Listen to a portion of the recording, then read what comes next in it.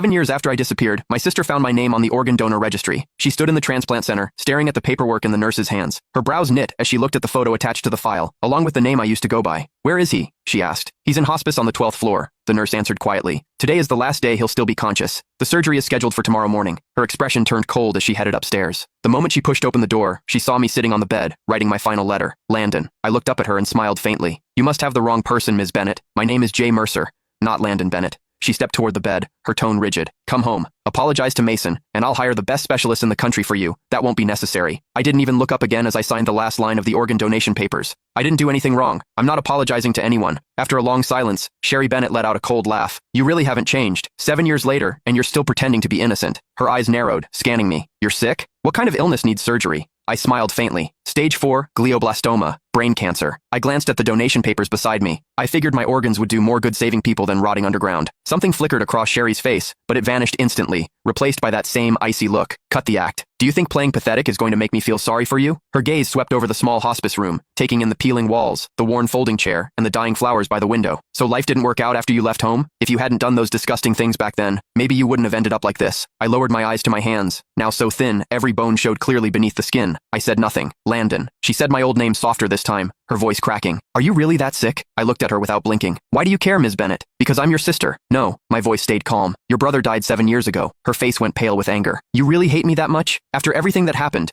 Are you seriously pretending you weren't the one who enough?" I cut her off. "You didn't come here to dig up the past. Say what you actually came to say." She opened her mouth, then hesitated, completely speechless. I gave a soft laugh. "Let me guess. Mason needs a new liver, doesn't he?" Sherry didn't answer. She didn't have to. The way her eyes avoided mine told me everything. I leaned back against the hospital bed, laughing under my breath. "So, that's it. After 7 years, he finally remembered he had an older brother. Today, you came here to ask for my liver?" "Not ask," she corrected sharply. "It's your duty. You agreed to donate before, and Mason needs you again now. He's your brother." I stared at her, amused by how ridiculous she sounded. "Sherry, when you kicked me out 7 years ago, why didn't you remember I was his brother then?" "That was your own fault," she snapped. "If you hadn't done those horrible things to Mason, if you hadn't framed him, I never would have kicked you out." Her voice shook with fury. "You're still lying. Still acting innocent. You think disappearing for 7 years erased what you did?" I slowly closed my eyes as numbness spread through my chest. Even now, she never doubted him. To her, I was always the villain. "Please leave. I need to rest." She grabbed my shoulder hard enough to hurt. "Listen carefully. Mason needs your liver." I opened my eyes, looking at her calmly. "Then he can wait for someone else. My organs are already promised to strangers." Her whole body shook with anger. "How can you be so heartless? Mason saved my life back then.